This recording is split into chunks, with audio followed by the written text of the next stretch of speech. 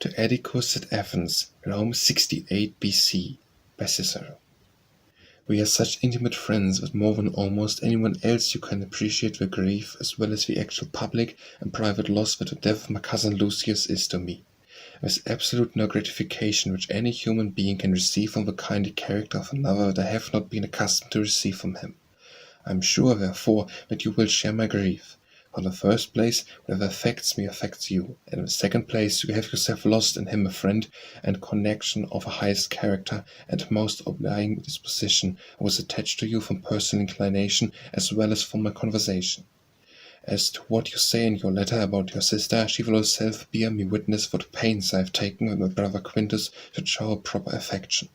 Thinking him somewhat inclined to be angry with her, I wrote to him in such a way as I thought would not hurt his feelings as a brother, giving him some good advice as my junior, and remonstrating with him as being in the wrong.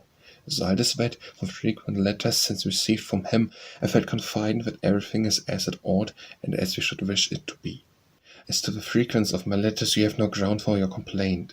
The fact is that our good sister Pomponia never informed me of her being a courier ready to take a letter. Furthermore, I never chanced to know of anyone going to Epirus, and I was not till recently informed of her being at Athens. Again, as the business of Acutelis, which you had left in my hands, I had settled it on my first visit to Rome after your departure.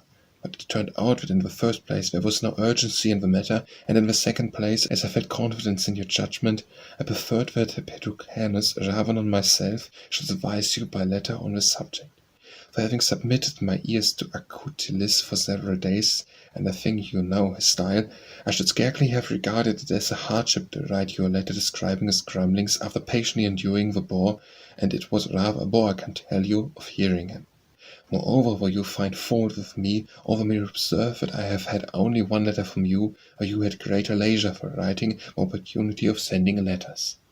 As to what you say in your letter, even if anyone is inclined to be offended with you, I ought to bring him to a better mind. I understand to what you allude, and I have not neglected the matter. But the truth is that the extent of his displeasure is something surprising. However, I have not omitted to say anything there was to say in your behalf. But on what points I am to hold out your wishes, I consider ought to be my guide. If you will write me very distinctly what they are, you will find that I have had no desire to be more exacting, and in the future shall be no more yielding than you wish. As to the business of Tardius, he tells me that you have written him word that there was no need of further trouble, since the property is secured by prescription. I am surprised that you do not know that in the case of a studio wardship of an unmarried girl prescription cannot be pleaded. I am glad you like your purchase in Epirus. What I commissioned you to get to me, and anything you see suitable to my Tusculum villa, I should be glad if you will, as you say in your letter, procure for me, only don't put yourself to any inconvenience. The truth is, there is no other place that gives me complete rest after all my worries and hard work. I am expecting my brother Quintus every day. Terentia has a severe attack of rheumatism.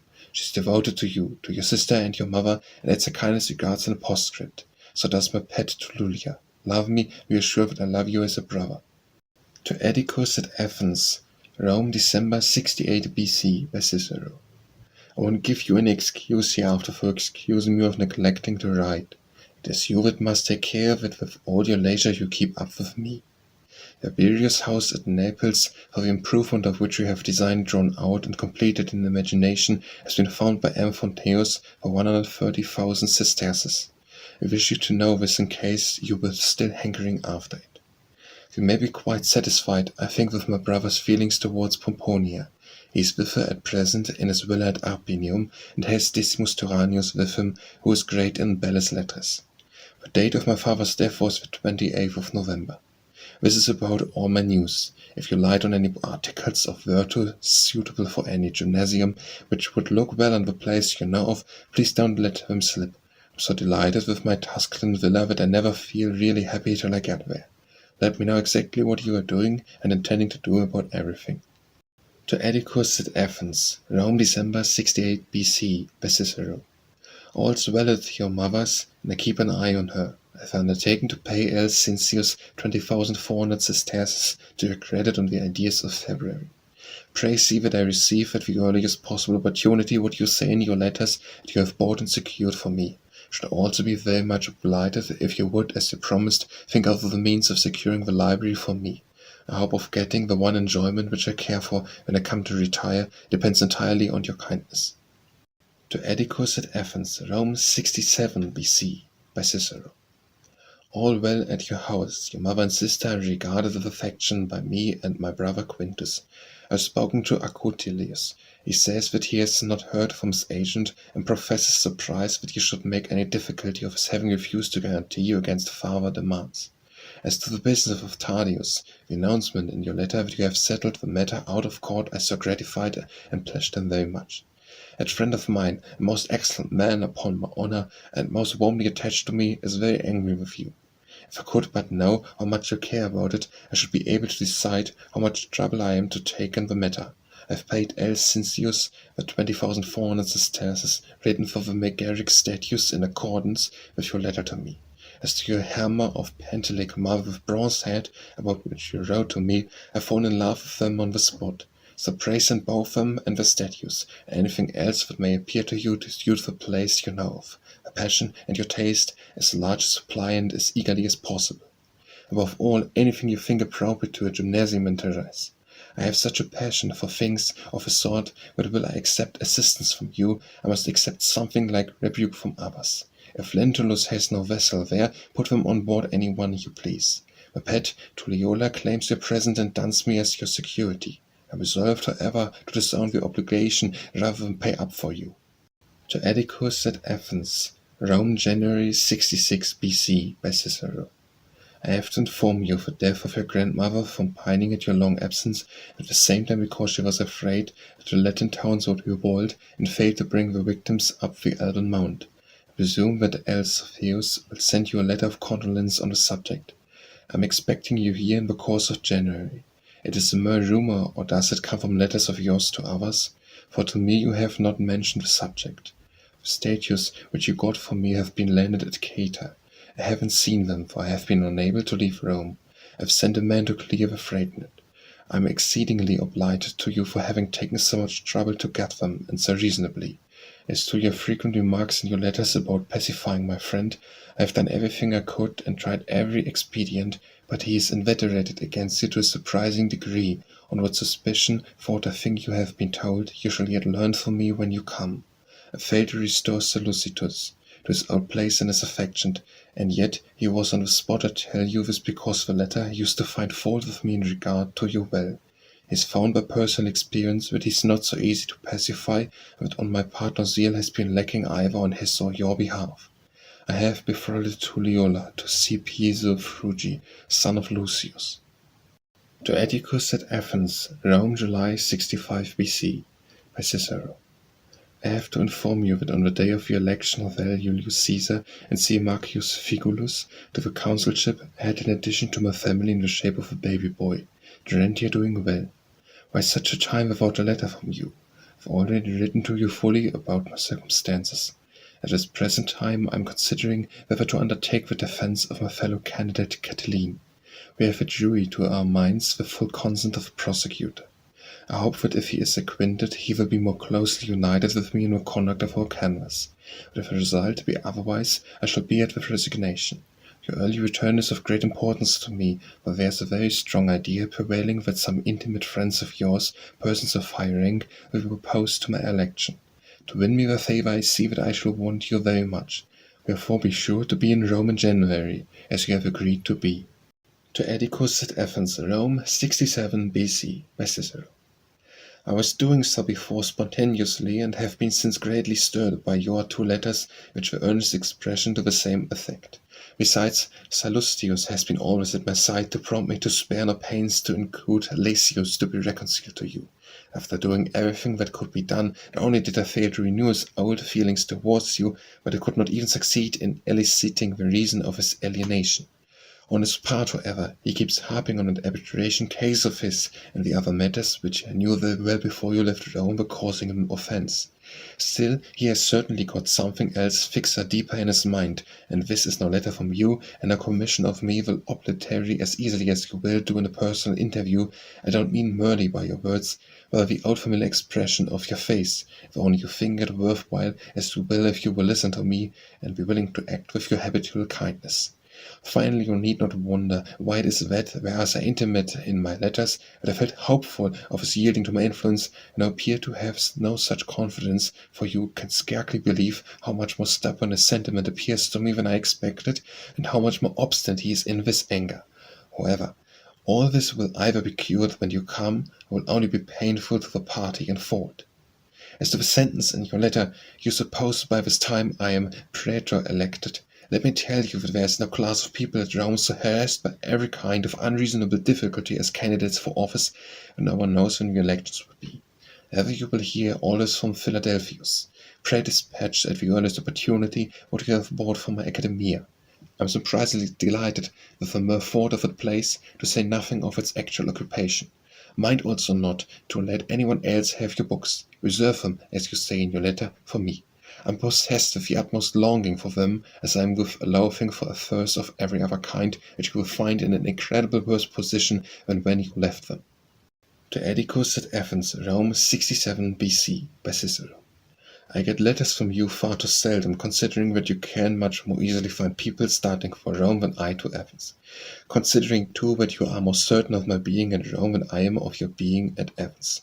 For instance, it is owing to this uncertainty on my part that this very letter is somewhat short, because not being sure as to where you are, I don't choose my confidential talk to fall into strange hands.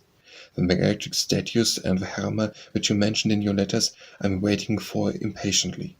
Anything you have of the same kind which may strike you as worthy of my academia, do not hesitate to send, and have complete confidence in my money chest. My present delight is to pick up anything particularly suitable to a gymnasium. Lentulus promises the use of his ships.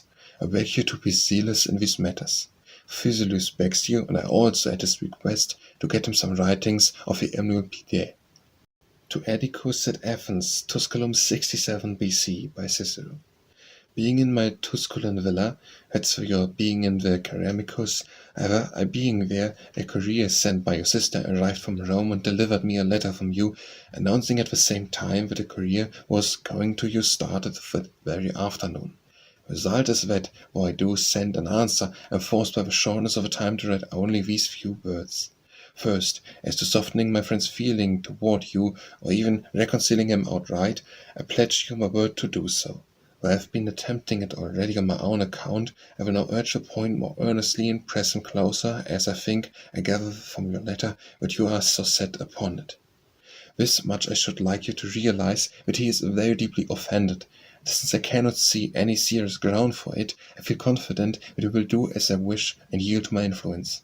So my statues and Hermann Clades, pray put them on board, as you say in your letter, at your very earliest convenience, anything else you like, upon that may seem to you appropriate to the place you know of, especially anything you think suitable to a palaestra and gymnasium.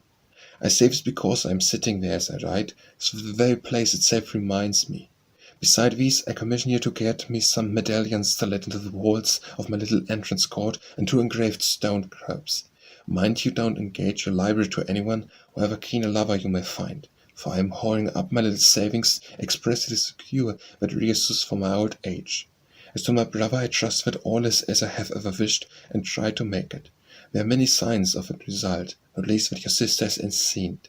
As for my election, I don't forget that I left the question entirely to you. I have all along been telling our common friends that I have not only not asked you to come, but have positively forbidden you to do so, because I understood that it was much more important to you to carry through the business you have now in hand than it is to me to have you at my election. I wish you therefore to feel as though you had been sent to where you are at my interests. Now you will find me feeling towards you, and hear of it from others, exactly as though my success were obtained not only in your presence, but by your direct agency. Truliole gives notice of action against you. She is dunning me as your surety. To Atticus at Rome, Antium April 56 B.C., by Cicero. Do you really mean it? Do you think that there is anyone by whom I prefer to have the right read and the proof before yourself? Why, then, did I send it to anyone before you? I was pressed by the man to whom I sent it and had no copy, and, well, I am nibbing at what I must, after all, swallow my recantation that seemed to me a trifle discreditable. but a good way to straightforward, honest, and high-minded policy. One could scarcely believe the amount of treachery whereas in those leaders of the state as they wished to be and might be, if they had any principle of honor in them. I had failed it, known it, taken it, abandoned, and cast aside by them as I had been, and yet my purpose still was to stick by them in politics. They were the same men as they ever had been. At last, on your advice, my eyes have been opened. You will say that your advice only extended to action, not to writing also. The truth is that I wanted to bind myself to the new combination, that I might have no excuse to slipping back to those who, even at a time when I could claim their compassion, never ceased being jealous of me. However, I kept within due limits in my subject when I did put pen to paper. I shall launch out more copiously if he shows that he is glad to receive it, and those make wry faces who are angry at my possessing the villa which once belonged to Catullus, without reflecting that I bought it from Vettius, who say that I ought not to have built a town house and declare that I ought to have sold. But what is all this to the fact that, when I have delivered senatorial speeches in agreement with their own views, their chief pleasure has yet been that they spoke contrary to Pompey's wishes? Let us have an end of it. Since those who have no power refuse me their affection, let us take care to secure the affection of those who have power. You would say, I could have wished that you had done so before, and now you did wish it, and that I had made real of myself. But now the time has come to show a little affection for myself, since I can get none from them on any terms. I am much obliged to you for frequently going to see my house. Cresip swallows up my money for travelling. Julia will go straight to your suburban villa. It seems the more convenient plan. Consequently, she will be at your town house the next day. What can it matter to you? But we shall see. The men have beautified my library by making up the books and appending title slips. Please thank them. To Atticus at Rome, Tusculum, April 59 B.C. by Cicero. I wish very much and have long wished to visit Alexandria, at the same time to get away from here, the people are tired of me, return when they have begun to fear my loss, but at such a time and at the bidding of such statesmen. I fear to face the men of Troy and Trojan matrons with their trailing robes. For what would my friends, the Optimates, say if there are such persons left, that I accepted the bribe to change my views? Polydamas the first would lay the charge. I am your friend Cato, who is as good as 100,000 in my eyes. What, too, will history say of me 600 years hence? I am much more afraid of that than of the petty gossip of a man of today, but I think I had better lie down on the weight. If it is really offered to me, I shall be to a certain extent in a position of advantage, and will be in the time to weigh the matter. There is upon my word a certain credit even in refusing. Therefore, if Theophanes by chance has consulted you on the matter, do not absolutely decline, expecting to hear from you what Arius says, and how he endures being left in the lurk, and who are intended to be consuls, as Pompey and Crassus, or, as I am told in a letter, Zeus Sulpicius with Gabinus, and whether there are any new laws or anything new at all. And since Nepos is leaving Rome, who is to have the augurship, the one bait by which those personages could catch me, you see what a high price I put on myself. Why do I talk about such things, which I am eager to throw aside and devote myself heart and soul to philosophy? That, I tell you, is my intention. I could wish I had done so from the first. Now, however, that I am found by experience the hollowness of what I thought so splendid, I am thinking of doing business exclusively with the music.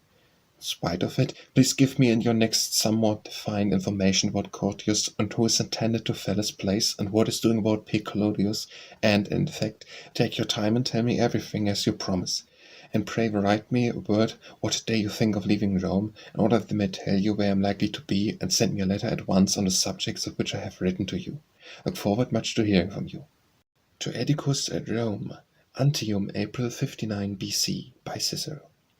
As to my promise to you in a former letter that there should be some product of his country excursion, I cannot confirm it to any great extent, for I have become so attached to idleness that I cannot be torn from its arms. Accordingly, I either enjoy myself with books, of which I have a delightful stock at Antium, or I just count the waves, for the rough weather prevents my shrimping. From writing my mind positively recoils, for the geographical treatise upon which I had settled is a serious undertaking, so severely as Aristophanes, whom I had proposed as my model, criticized by Seppico and Hebrachus. What think you will be the case if Tyrannio is added to the critics? and by Hercules, the subject is difficult of explanation and monotonous, and does not seem to admit of as much embellishment as I thought, and, in short, which is the chief point, an excuse for being idle seems to me a good one. For I am even hesitating as to settling at Antium, and spending the rest of my life where, indeed, I would rather have been at the war than at Rome.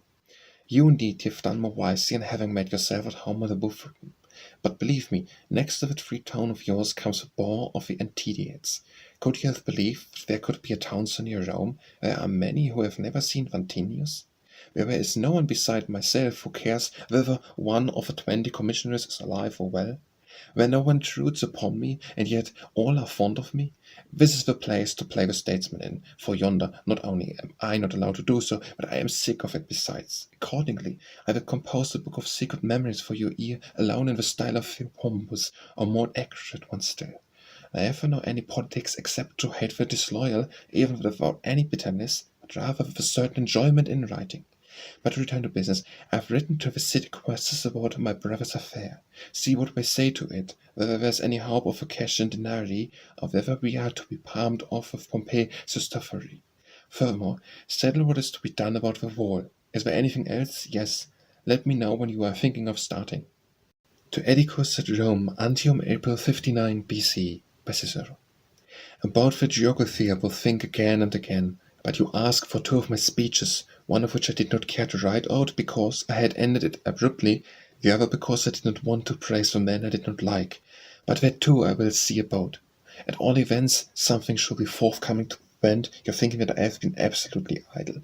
I am quite delighted to hear what you tell me about Publius. Pray ferret out the whole story, and bring it to me when you come, and meanwhile write anything you may make out or suspect, and especially as to what he is going to do about the legation.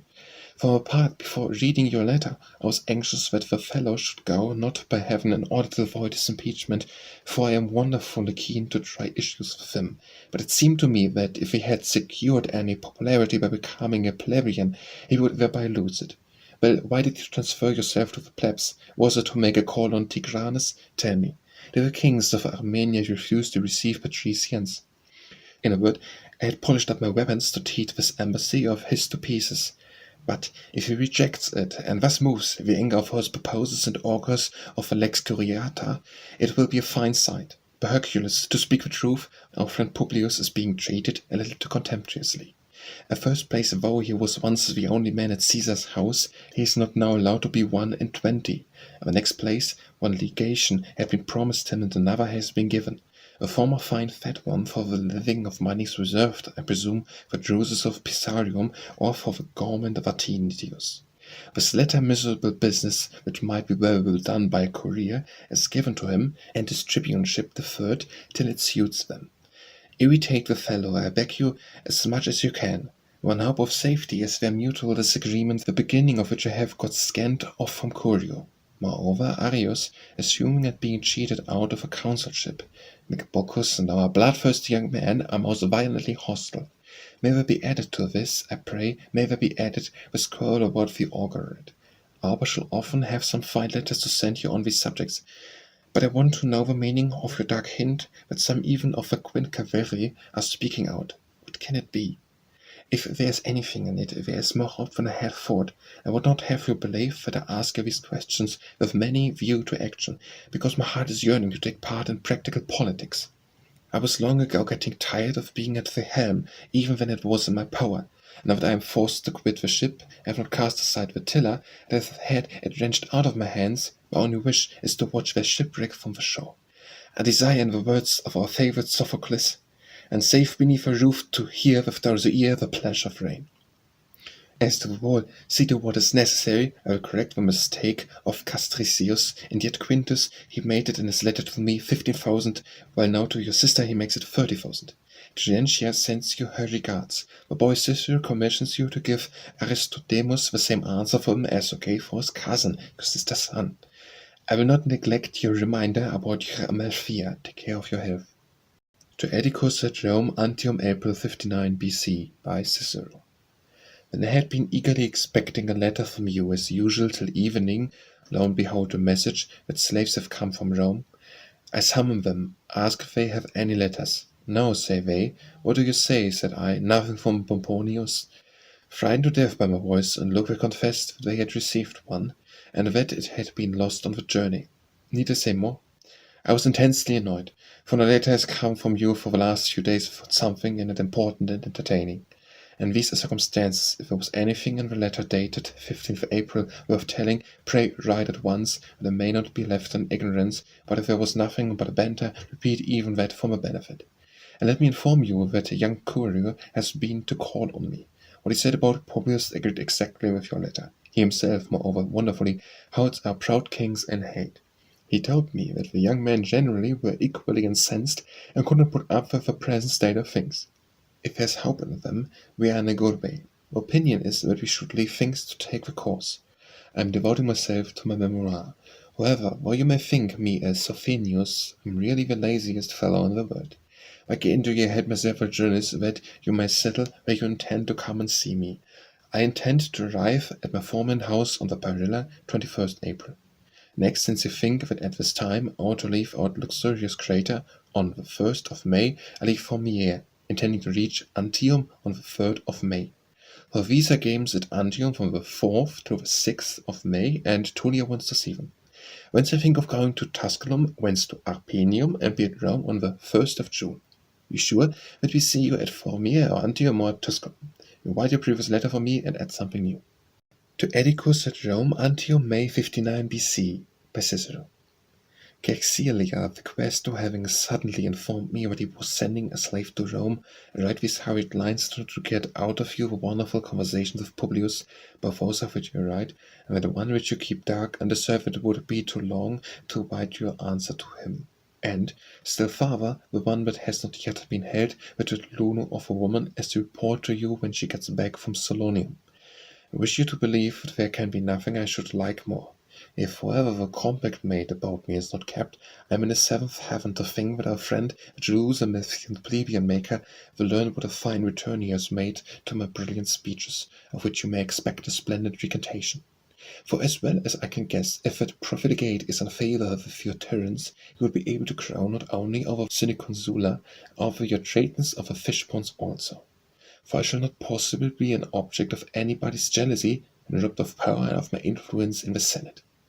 If on the other hand he should quarrel with them, it will not suit his purpose to attack me. However, let him attack. Charmingly, believe me, and with less noise than I had thought, has the wheel of the Republic revolved more rapidly anyhow than it should have doing owing to Cato's error, but still more owing to the unconstitutional conduct of those who have neglected the auspicious, the Eleandor, the Lunian, the Licinian, the Sicilian, and the Adin, who have squandered all the safeguards of the constitution, have handed over kingdoms as though they were private estates to tetrarchs, and immense sums of money to a small coterie. I see plainly now the direction popular jealousy is taking, and that will finally settle. Believe it, I have learned nothing from experience, nothing from Theophrastus, if we don't shortly see the time of our government an object of regret.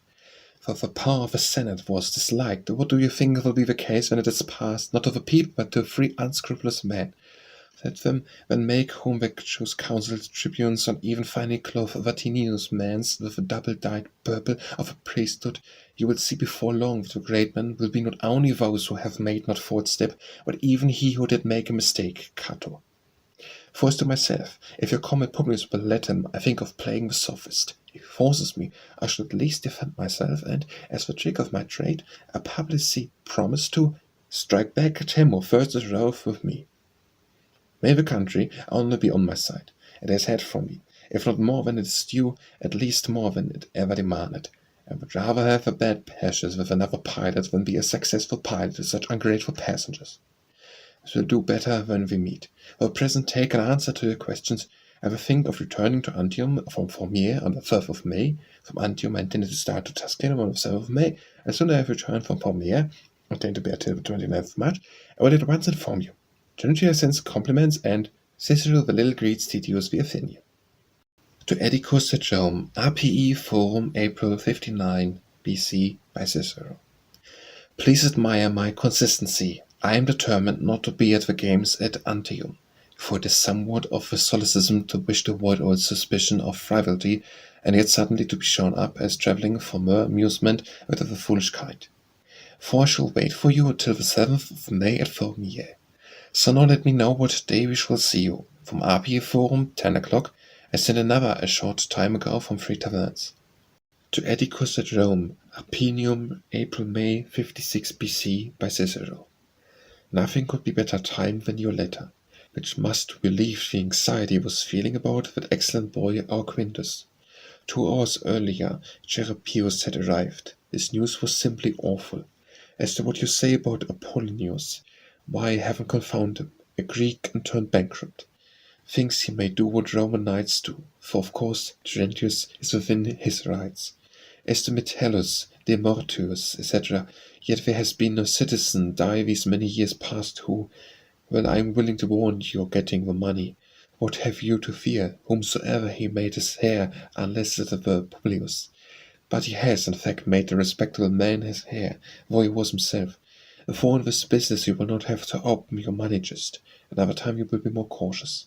Please see to my instructions about my house. Hire some guards. Give me no hint. The Arpinats grumble amazingly about Thurium. Well, what can I say? I was much annoyed myself, but to words of mine he gave no heed. For the rest, take care of young Cicero, and love him as always. To Atticus at Rome, Arpinum, April May 56 BC, by Cicero. There were many things in your letter which pleased me, but nothing more than your dish of cheese and saltfish, for as to what you say about the sale, boast not yourself before you see the end. I can find nothing in the way of building for you in the neighborhood. In the town there is something of a sort, though it is doubtful whether it is for sale, and in fact close to my own house. Let me tell you that Antium is the Brudisium of Rome. But what your Brudisium is to Corsia, nothing can be quieter, cooler, or prettier with mine own dear home. Moreover, since Tyranno has arranged my books for me, my house seems to have had a soul added to it, which matter Dionysus and Menophilus were of wonderful service. Nothing can be more charming than those bookcases of yours, since the title slips have shewn off the books. Goodbye. I should like you to write me word about the gladiators, but only if they fight well. I don't want to know about them if they were failures. To Atticus at Rome, Brudisium, 29th April 58 BC, by Cicero. I arrived at Brudisium on the 17th of April. On that day your slaves delivered me your letter, and some other slaves on the next day but one brought me another. As to your invitation to advise to stay at your house in Epirus, your kindness is most gratifying, and without from being a novelty. It is a plan that would have exactly suited my wishes if I might have spent all my time there, for I loathed a crowd of visitors. I can scarcely be of a light, and that solitude, especially in a spot so familiar, would have been the worst of disagreeable. But to put up there is some more stage in my journey. In this place it is far out of my way, and the next it is only 4 days from Antorionis, and the rest, and in the third place you are not there. Had I been going to reside permanently, a fortified castle would have been an advantage, but to one only passing through it is unnecessary. Why, if I had not been afraid, I should have made for Athens. There were circumstances that made me much wish to go, but as it is, I have enemies in the neighborhood. You are not there, and I fear they might hold even that town not to be the legal distance from Italy, nor do you mention by what day I am to expect you. As to your urge me to remain alive, you carry one point, that I should not lay violent hands upon myself. The other you cannot bring to pass, that I should not regret my policy and my continuance in life. What is there to attach me to it, especially if the hope which accompanied me on my departure is non-existent? I will not attempt to enumerate all the miseries into which I have fallen through extreme injustice and unprincipled conduct, not so much of my enemies as of those who were jealous of me, because I do not wish to stir up a fresh burst of grief myself, or invite you to share the same sorrow. I say this deliberately, that no one was ever afflicted with so heavy a calamity, that no one had ever greater cause to wish for death. Well, I have let slip the time when I might have thought it most creditable. Henceforth death can never heal, it can only end my sorrow. In politics I perceive that you collect all circumstances that you think may inspire me with hope of a change. And though they are insignificant, yet since you will have it so, let us have patience. In spite of what you say, you will catch us up if you make haste. For I will either come into Epirus to be near you, or I will travel slowly through Candavia. My hesitation about Epirus isn't caused by vacillation on my part, but the fact that I do not know where I am likely to see my brother. As to him, I neither know how I am to see him, nor how I shall let him go. It is greatest and most distressing of all my distresses. I would indeed have written to you oftener, and at greater length, had it not been that so, while it has affected all parts of my intellect, has above all entirely destroyed my faculty for this kind of writing. I long to see you. Take care of your health. To Atticus at Rome, Cumae, 20th April 55 BC, by Cicero. At Puteoli there is a great report that Formii has been restored. If you have any more certain news, I should like to know it. I am here devouring the library of Faustus. Perhaps you thought I was feasting on the beauties of Puteoli and the Lucanae lake. Well, I have them too, but I declare to heaven that the more I am debarred from the enjoyment of ordinary pleasures, owing to the political situation, the more do I find support and refreshment in literature. I would rather be sitting in that charming seat of yours, under your bust of Aristotle, than in their crueler official chair, and be taking a stroll with you rather than with a great man, with whom I see I shall have to walk. As to that walk, let fortune look to it, or God, if there is any God who cares for such things. I wish, when possible, you would come and see my walk on Spartan Bath and the buildings planned by Cyrus, and would urge Philothemus to make haste, that I may have something to match with yours in that department. Pompey came to his common property on the Parilla, 19th April. He at once sent a man to me with his compliments, going to call on him on the morning of the 20th as soon as I have written this letter. To Atticus at Rome, Cumae, 28th April 55 BC, by Cicero. I should much like to know whether the tribunes are hindering the censors by stopping business with the bad omens, for there is a rumour to that effect, and that they are doing and contriving as to the censorship altogether. I have had an interview with Pompey here. He talked a good deal to me about politics. He is not at all satisfied with himself. To judge from what he says, one is obliged to put in the proviso in his case. He thinks very little of Syria as a province, talks a good deal about Spain. Here, too, I must add, to judge from what he says, and, I think, his whole conversation requires that reservation, and to be taken as Poussinus did his verses, Caeto Foculido. He expressed gratitude to you for undertaking to arrange the statues. Towards myself he was, by Hercules, most effusively cordial. He even came to my Cumae house to call on me. However, the last thing he seemed to wish was that Miss Haller should stand for the consulship. That is the point on which I should like to hear what you know. I am much obliged by your saying that you will recommend my fame to Lucius, and for your frequent inspection of my house. My brother Quintus has written to tell me that, as you have that dear boy, his son Quintus, staying with you, he intends coming to your house on the 7th of May.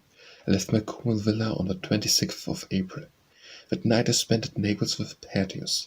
I write this very early on the 27th on my road to my Pompeian house. To Atticus at Rome, Cumae, April 55 BC, by Cicero. I was delighted with your 2 letters which I received together on the 26th.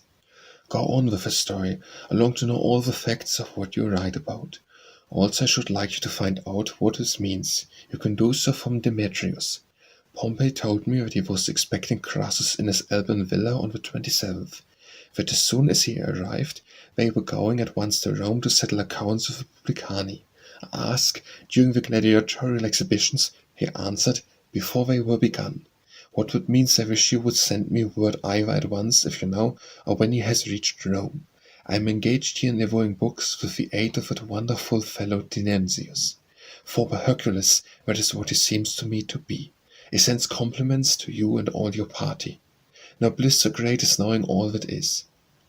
Wherefore indulge my thirst for knowledge by telling what happened on the first and on the 2nd day of the shows. What about the censors? What about the Appius? What about the Apuleius of the people? Finally, pray write me word what you are doing yourself, for to tell the truth, revolutions don't give me so much pleasure as a letter from you. I took no one out of town with my expected Dionysius, yet I am in no fear of wanting conversation. So delightful do I find that youth. Pray give my book to Lucasius. I send you the book of Demetrius of Magnesia, that there may be a messenger on the spot to bring me back a letter from you. To Atticus at Rome, Cumae, April 55 BC, by Cicero. Ignatius is at Rome, but I spoke strongly to him at Antium about Halimetius' business. He assured me that he would speak seriously to Aquilius. You will see the man, therefore, if you please. I think I can scarcely be ready for Macro. For see that the auction at Larinium is on the days and the 2 days following. Pray forgive me for that, since you think so much of Marco. But as you love me, dine with me on the 2nd and bring Pelia. You must absolutely do so. On the 1st think of dining at Chryseip's suburban villa as a kind of inn. I must elude the decree of the Senate. Thence to my town house after dinner, so as to be ready to be at Milos in the morning. There when I shall see you, shall march you on with me. My whole household sends you greeting. To Atticus at Rome, Dyrrachium, 10th December 58 BC, by Cicero. When, some time ago, I received letters from you, all stating that with your consent, the vote for the expenses of the consular provinces have been taken, I was nervous as the result of the measure, yet hoped that you saw some good reason for it beyond what I could see. When I was informed by word of mouth and by letters that this policy of yours was strongly censored, I was much disturbed, because the hope which I had cherished, faint as it was, seemed completely destroyed. For if the tribunes are angry with us, what hope can there be? And, indeed, there seemed no reason to be angry, since they who have undertaken my cause have not been consulted on the measure. While you are assenting to it, they have been deprived of all the legitimate influence of the office, and that though they profess that it was for my sake that they wished to have a vote for the outfit of the councils under their control, and in order to curtail the freedom of action, but in order to attach them to my cause.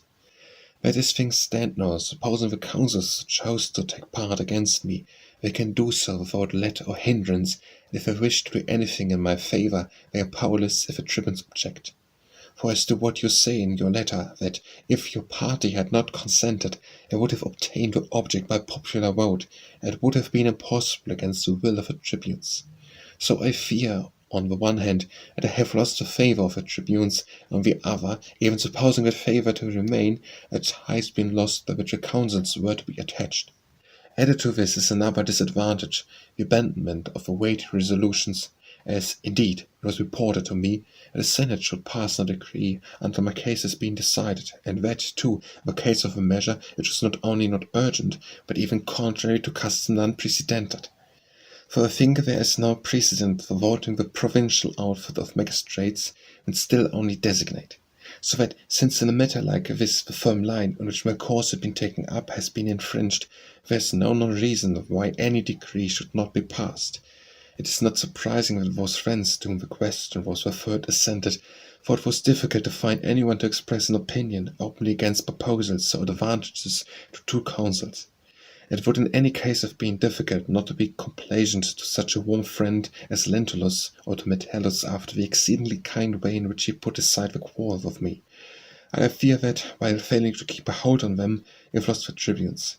If this matter has occurred and in what position the whole business stands, would have you write to me. The same spirit as before, for outspoken candor, even if not altogether pleasant, is yet what I prefer. To Atticus at Rome, Dyrrachium, after 25th January 57 BC. From your letter and from the bare facts I see that I am utterly ruined. I implore you, in view of my deplorable position, to stand by my family in whatever respect they shall need your help. I shall, as you say, see you soon. To Atticus at Rome, Formii, April 59 BC, by Cicero. What an abominable thing! No one gave you my letter written on the spot at 3 taverns in answer to the delightful letters. And the fact is that the packet into which I had put it arrived at my town house on the same day as I wrote it, and it has been brought back to me to Formiae. Accordingly, I have directed the letter meant for you to be taken back again to show you how pleased I was with yours. So you say that the talk was died out at Rome. I thought so. But by Hercules, it hasn't died out in the country, and it has come to this, that the very country can't stand the despotism you have got at Rome.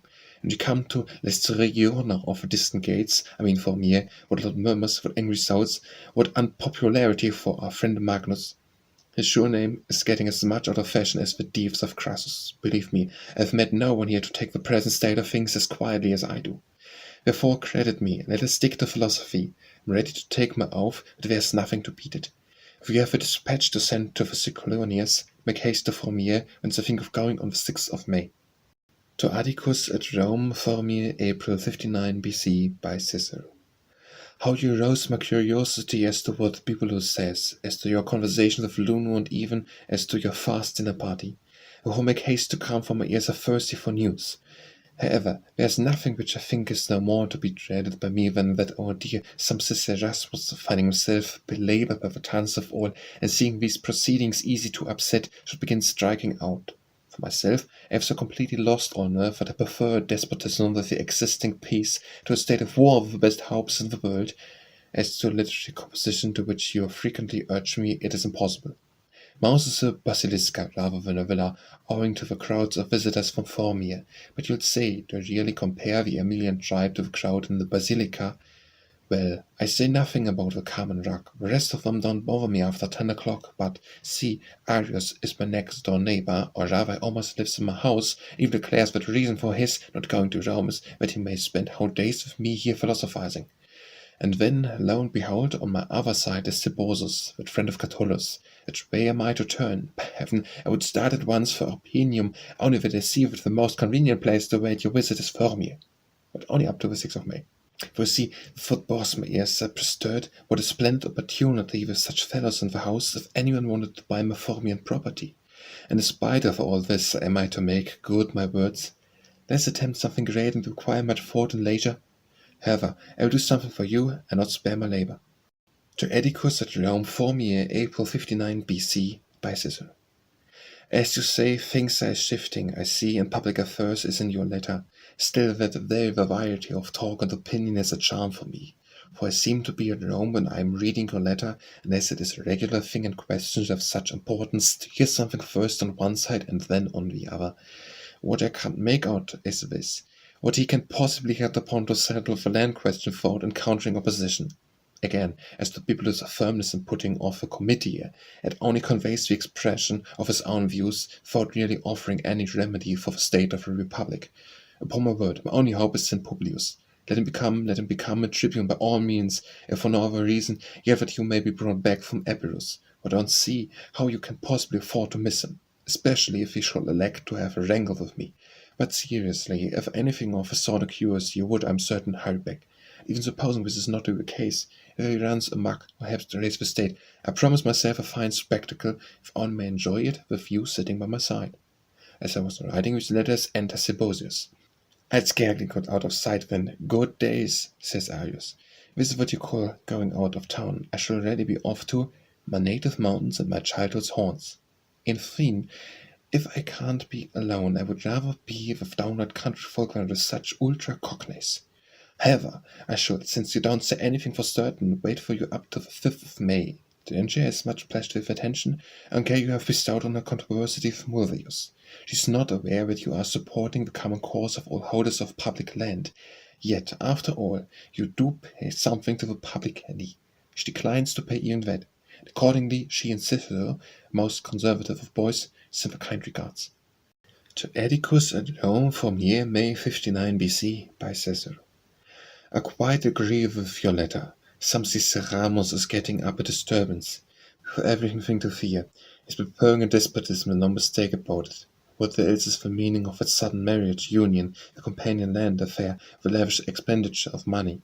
If these measures were final, even when the mischief had been very great, but the nature of the case makes finality impossible. For how could these measures possibly give them any pleasure in themselves?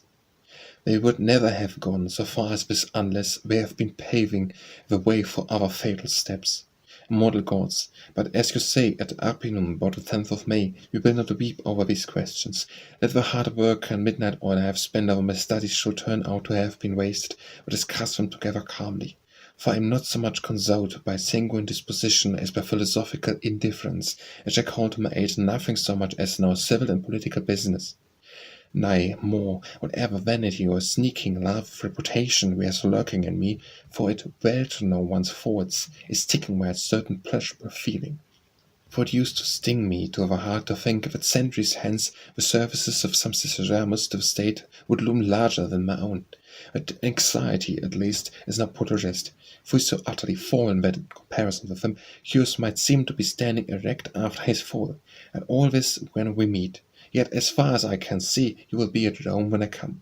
I shall not be at all sorry for that if you can conveniently manage it. If you come to see me, as you say in your letter, I wish you would fish out of Theophanes how Arbaros is disposed to me. You will, of course, inquire with your usual zeal, and bring me the result to serve as a kind of suggestion for the line of conduct I am to adopt. From this conversation, you should be able to get an inkling of the whole situation. To Atticus at Rome, Formii, April 59 BC, by Cicero.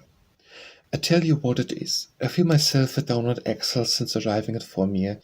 For at Antium there was never a day that I didn't know what was going on at Rome better than those who were there. For your letters used to show me not only what was doing at Rome, but the actual political situation also, not only that, also what was likely to happen. Now, unless I snatch a bit of news from some passing traveller, I can learn nothing at all. Therefore, while I am expecting you in person, yet pray give this boy, whom I have ordered to hie back to me at once, a bulky letter crammed not only with all occurrences, but of what you think about them. And be careful to let me know the day you are going to leave Rome. I intend staying at Formia till the 6th of May. If you don't come there by that day, I shall perhaps see you at Rome. But why should I invite you to Arpinum? A rugged soil, yet nurse of hardy sons, and a dear land can my eyes behold. So much for this. Take care of your health. To Atticus at Rome, for Minturnae May 51 BC, by Cicero. Yes, I saw well enough what your feelings were as parted from you. What mine were, I am my own witness.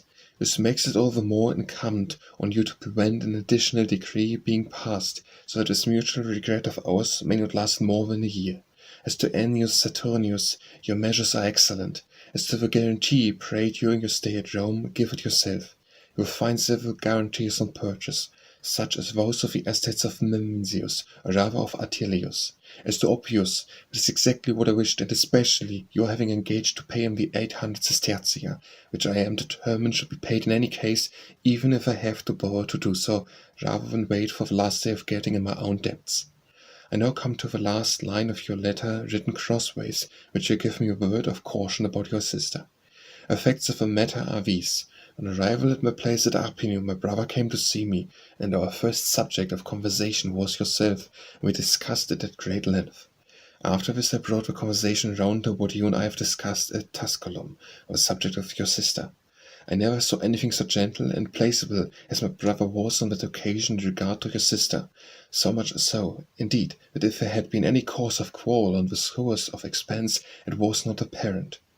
So much for that day. Next day we started from Arpinum. A country festival caused Quintus to stop at Arcanium. I stopped at Aquinium, but we lunched at Arcanium. You know his property where. When we got there, Quintus said in the kindest manner, Pomponia, you ask the ladies in, I will invite of a man. Nothing, as I thought, could be more courteous, and that too not only in the actual words, and also in his intention and the expression of face.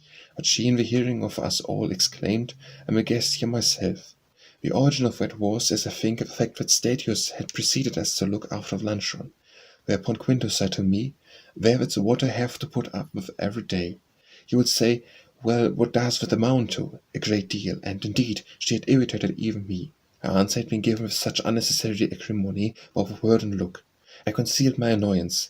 We all took our places at table except her. However, Quintus sent her dishes from the table which she declined. In short, I thought I never saw anything better tempted than my brother, or crosser than your sister. And there were many particulars which I omit, but raised my bile more than they did that of Quintus himself.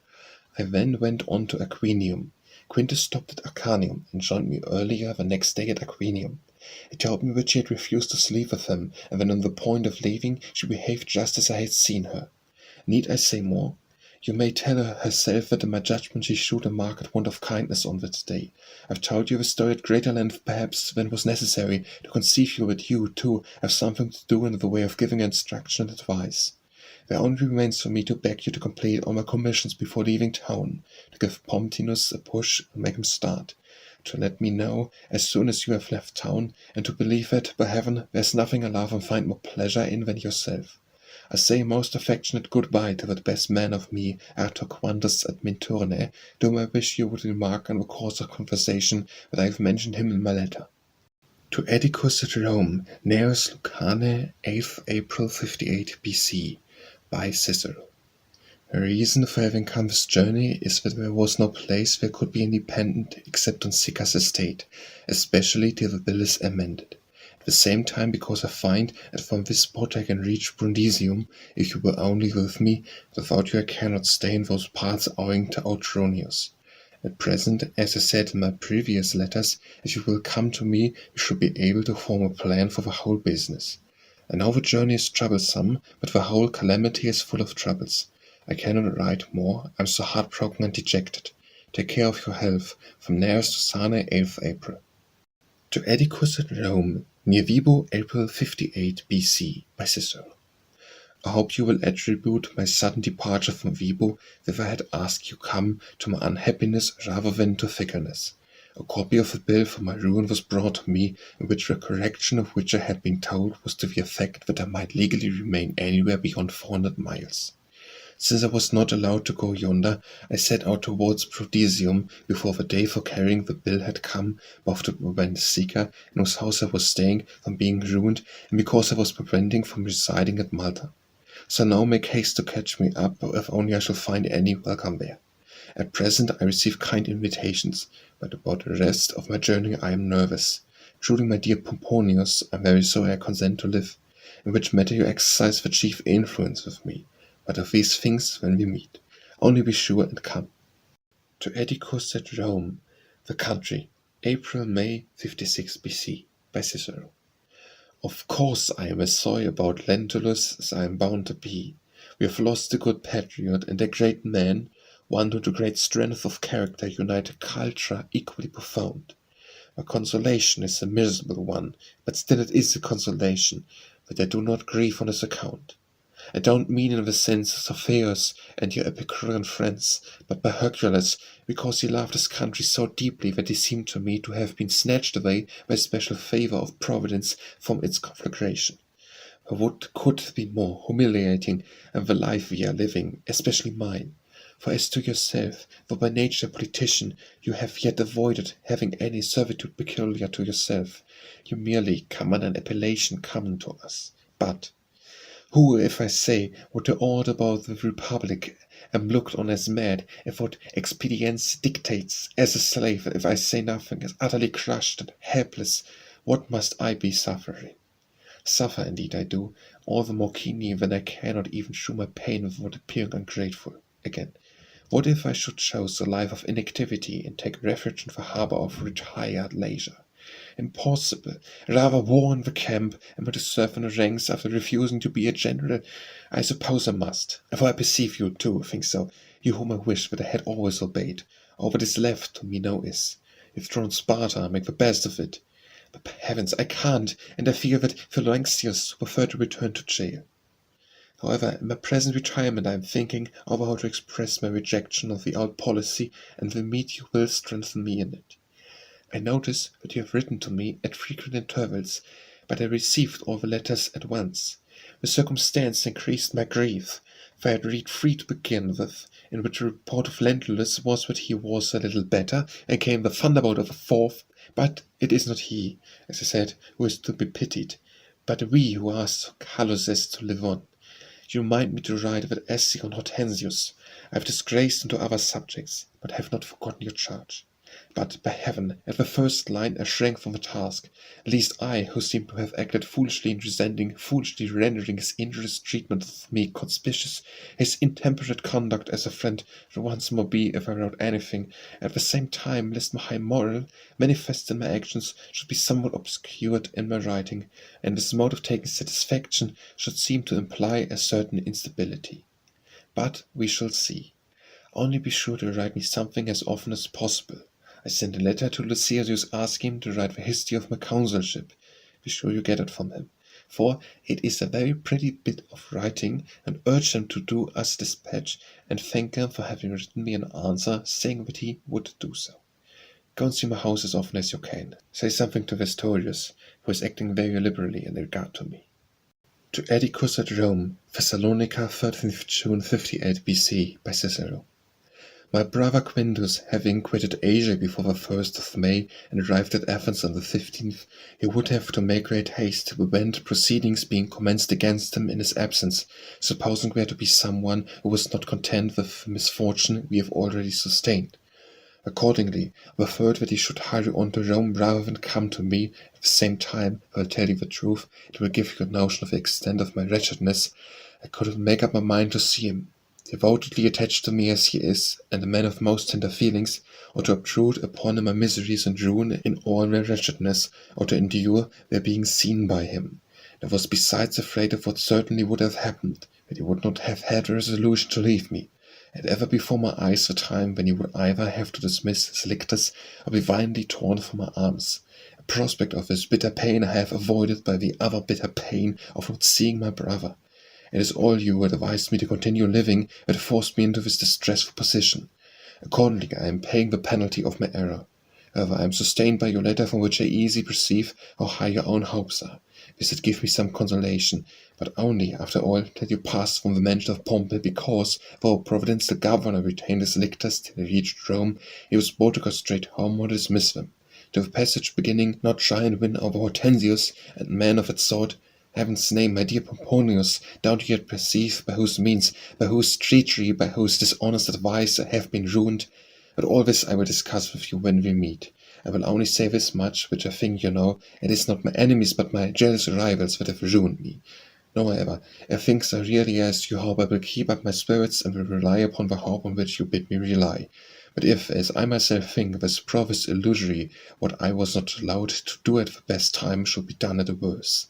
Dyrrachium often expressed a gratitude to you. For myself, one of my miseries are consistent in fear, business of my unhappy brother. If I could only know how it stands, I should know what I ought to do. Personally, the hope of advantages of the letters you mention keeps me still as you advise at Thessalonica.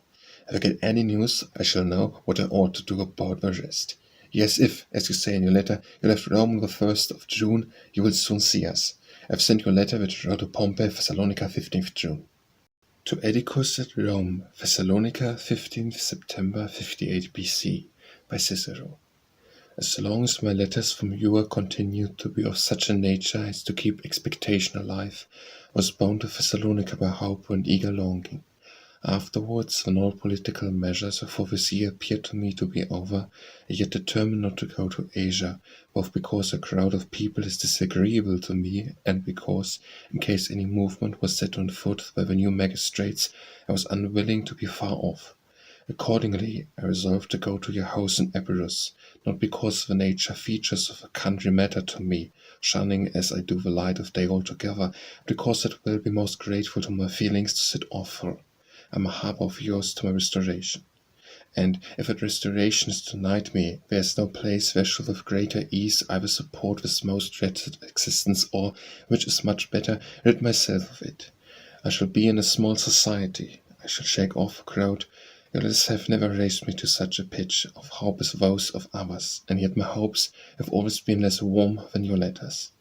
Nevertheless, since the beginning has been made in the case, of whatever sort and form, whatever motive, I will not disappoint the sad and touching entities of my best and only brother, nor the promises of Cestius and others, nor the hopes of my most afflicted wife, nor the entreaties of my most unhappy Tullia, as well as your own loyal letter.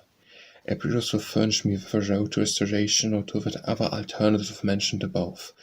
Beg and entreat of you, Titus Pomponius, as you see that I have been despoiled by the treachery of men, of all that most adds splendor to life, of all that can most gratify and delight the soul, as you see that I have been betrayed and cast away by my own advisers, as you understand that I have been forced to ruin myself and my family. Help me by your compassion, and support my brother Quintus, who is still capable of being saved.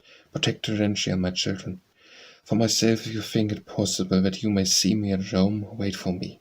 If not, come to see me if you can, and make over to me just so much of your land as may be covered by my corpse. Finally, send slaves to me with letters as soon and as often as possible. To Atticus at Rome, Thessalonica, 7th July 58 BC, by Cicero. Well, you argue earnestly as to what hope is to be entertained, and especially of the action of the Senate, and yet you mention that the clause of the bill is being posted up, a virtue of which the subject is forbidden to be mentioned in the Senate. Accordingly, not a word is said about it. In the circumstances you find fault with me for distressing myself. The fact is, I am already more distressed than anybody ever was, as you know very well. You hold out hope as a consequence of your elections, but hope can there be with the same man tribune and a council designate who is my enemy? You have dealt me in a bone what you say about my speech having got abroad. Pray do your best to heal the wound as you express it, I did indeed write one some time ago, in a fit of anger at what he had first composed against me, but I had taken such pains to suppress it that I thought it would never get into circulation. How he has leaked out I cannot think, but since the occasion never arose for my having a word of dispute with him, and since it appears to me to be more carelessly written than my other speeches, I think it might be maintained and not to be by me. Pray look after this, if you think I can do anything to remedy the mischief. If my ruin is inevitable, I don't so much care about it. I am still lying idle in the same place without conversion, without being able to think. Though, as you say, I have intimated to my desire that you should come to me, yet it is now clearly to me that you are doing me useless service where you could not give me even a word of relief here. I cannot write any more, nor have I anything to say. I am rather waiting to hear from you all. To Atticus at Rome, Thessalonica, 17th June 58 BC, by Cicero. The public transaction up at the 25th of May I've learned from your letter. I'm waiting for the rest as you advised at Thessalonica, and when they arrive I shall be better able to decide where to be. If there is any reason, if any action is being taken, if I shall see any hopes, I shall either wait in the same place or go to your house. But if, as you say, these hopes have vanished into air, I shall look out for something else. At present you do not give me any indication, except the disagreement of those friends of yours, which, however, arises between them on every kind of subject rather than myself. Therefore, I don't see what good it is to me. However, as long as you all will have me hope, I shall obey you. For as to your scolding so frequent and so severe, and your saying that I am faint-hearted, I would ask you what miseries were so heavy as not to be included in my disfranchisement. Did anyone ever fall from such a high position in so good a cause with such endowments of genius, wisdom, and popularity, with such powerful supports from all loyalists? Can I forget what I was, and not feel what I am, of what honor, of what glory, of what children, of what means, of what a brother I am deprived? This last, indeed, to draw your attention to the new kind of disaster, or valued him, I always had done so, more than myself, avoided seeing, lest I should behold his grave mourning, or lest I, whom he had left in the highest prosperity, should obtrude myself upon him in a state of ruin and humiliation. I pass over the other particulars with a past bearing. For I am preventing my tears, and here let me ask, am I to be blamed for my grief, or for the unfortunate mistake of not retaining these advantages? And I could easily have done so, had not a plot for my destruction been hatched within my own walls, or at least of not losing them without losing my life at the same time. Purpose in writing these words is that you should rather console me, as you do, than think me deserving of correction or chiding. And reason of my comparative brevity of my letter is, in the first place, that I am hindered by outbursts of sorrow, and in the second place, that I have news to expect from Rome, rather than any to communicate myself. When the news arrives, I will let you know my plans. Pray, as you have done hitherto, write to me on as many subjects as possible, that I may not be ignorant of any possible thing there is to know. To Atticus at Rome, Thessalonica, 19th August 58 BC, by Cicero. My whole journey is in suspense till I receive letters from you all of the 1st of June, so if there turns out to be any hope I am for Epirus. If not, I shall make for Sicinius or some other place. Your letter is cheerful indeed, but at the same time the more it weakens the suggested ground for hope, so that it is easy to see that you are trying to minister at once to consolation and to truth. Accordingly, I beg you to write to me exactly what you know and exactly what you think. To Atticus at Rome, Thessalonica, 25th July 58 BC, by Cicero. From your letter I am full of anxiety to hear what Pompey's view is of my case, or what he professes to be his view. The elections, I presume, are over, and when they were over you say that he was of opinion that my case should be mooted. If I seem foolish to you for entertaining hopes, it is as you bidding that I do so. Yet I know that you have in your letters been usually inclined rather to check me in my hopes. Now pray write distinctly what your view is. I know that I have fallen into distress from numerous errors of my own. If certain accidents have in any degree corrected those errors, I should be less so that I preserved my life and I am still living. Owing to this constant traffic along the road and the daily expectation of political change, I have as yet not removed from Thessalonica. Now I am being forced away, not by Plancius, for he indeed wishes to keep me here, but by the nature of the place, which is not at all calculated for the residence of a disfranchised man in such a state of sorrow.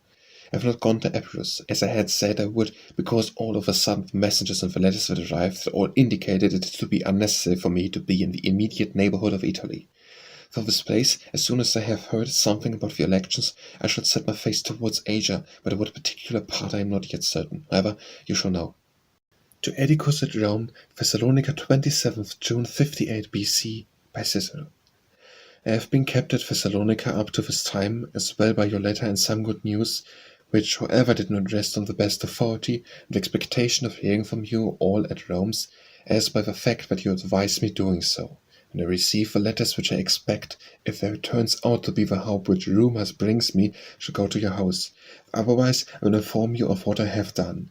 Pray go on as you are doing, and help me by your exertions, advice, and influence. Case no consoling me, but yet don't cheat me. When you do that, I fail to recognize your affection and regret. Yet I believe you to be so distressed yourself at my wretchedness, that it is not within anyone's power to console you. Give your support to Quintus, my best and kindest of brothers. Pray write to me fully on everything.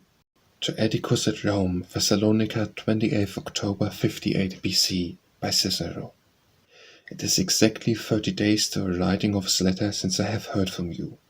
Well, my present intention is, as I have told you, to go into Epirus, and there by preference to wait whatever may turn up. I beg you to write to me with the utmost openness whatever you perceive to be the state of the case, and whether it is for good or evil, also to send a letter, as you say, my name to whomsoever you think it necessary. To Atticus at Rome, Thessalonica, 29th May 58 BC, by Cicero. I wrote to you at Brudisium, and on the point of starting, reasons for me not going to Epirus, namely the proximity of Achaia, which was full of enemies of a most unscrupulous character, and secondly, the difficulty of leaving it when I wished to resume my journey. Added to this, when I was at Dyrrachium, 2 messengers reached me. The first, that my brother was coming from Ephesus to Athens by ship, the second, that he was coming from Macedonia by land. Accordingly, I sent a message to him at Athens, telling him to come thence to Thessalonica. I myself continued my journey and arrived at Thessalonica on the 23rd of May, but have no certain intelligence about his journey except that he had left Ephesus some time ago. At present I am feeling very nervous as to what steps are being taken in Rome. Although you say in one of your letters dated the 15th of May that you hear that he will be vigorously prosecuted, another you say that things are calming down. And the letter is dated the day before the Formii, which makes me all the more anxious. So while my own personal sorrow is every day tearing my heart and wearing out of strength, this additional anxiety indeed scarcely leaves me any life at all. However, the voyage itself was very difficult, and he perhaps, being uncertain where I was, has taken some other course. For my freedman Parthos saw nothing of him. Parthos was driven by the wind from Ilium to Macedonia and met me at Pella. How formidable other circumstances are, I am fully aware, and don't know what to say to you. I fear everything, nor is there any misery which should not seem possible in my present unfortunate position. Miserable as I still am in the midst of my heavy trials and sorrows, now that this anxiety is added to them, I remain at Thessalonica in a state of suspense without venturing upon any step whatever. Now to answer you, I have not seen Caecilius Tyrrell. I comprehend from my letter what you and Pompey have been saying, that any movement in politics is impeding. I cannot see as clearly as you either see, or perhaps only suggest for my consolation. For as the curse of Tigranes was passed over, all hope of a rupture is at an end. You bid me thank Varro, I will do so, also with Zeus. As to your advice not to go farther off till the actor of the month of May reach me, I think I shall do as you suggest. But where to stay? I have not yet come to any decision. And indeed my mind is so uneasy about Quintus that I can determine on nothing. However, I will let you know immediately. For the incoherent nature of my letters I think you will understand the agitation of my mind, caused not so much by my misery, for I have been overwhelmed by an incredible and unparalleled calamity, as by the recollection of my blunder. For by whose unprincipled advice I was edged on and betrayed you certainly now perceive, and oh, that you have perceived it before, and had not given your whole mind to lamentation along with me. Wherefore, when you are told that I am prostrate and unmanned with grief, consider that I am more distressed at my own folly than at the result of it, having believed a man whom I did not think to be treacherous. The writing is impeded both by the recollection of my own disasters and by my alarm about my brother. Yes, pray look after and direct all the affairs you mention. Terentius expresses the warmest gratitude to you. I have sent you a copy of the letter which I have written to Pompey. To Atticus at Rome, Thessalonica, 4th October 58 BC, by Cicero. Cicero greets Q. Caecilius Pomponianus Atticus, son of Quintus. That this is now the case, and that your uncle has done what he ought to have done, I prove in the strongest manner possible. I will say I am glad, and circumstances shall admit of my using such a word. Me, how well everything would have been going if my own spirit, and my own judgment, and the good faith of those of whom I rely had not failed me. But I won't review these circumstances lest I increase my sorrow. Yet I feel sure that it occurred to your mind what a life ours was, how delightful, how dignified. To recover this, in the name of fortune, bestow all your energies, as I know you do, and take care that I keep the birthday of my returning your delightful house with you and my family. For this hope and expectation were now put before me as being very strong, yet wish to wait in your home in Epirus. But my letters are such as to make me think it better not to be in the same neighborhood. What you say in your letter about my townhouse and about Curious speech is exactly true. Under the general act of restoration, if only that is accorded to me, everything will be included, which I care for nothing more than for my house. But I don't give you any precise injunction. I trust myself wholly to your affection and honor. I am very glad to hear that you have extricated yourself from every embarrassment in view of so large an inheritance. As to your promise to employ your means in securing my restoration, I am in all points assisted by you both for lovers, and I quite see what a support it is, fully understand that you are undertaking and can carry on many departments of my course, and do not need to be asked to do so.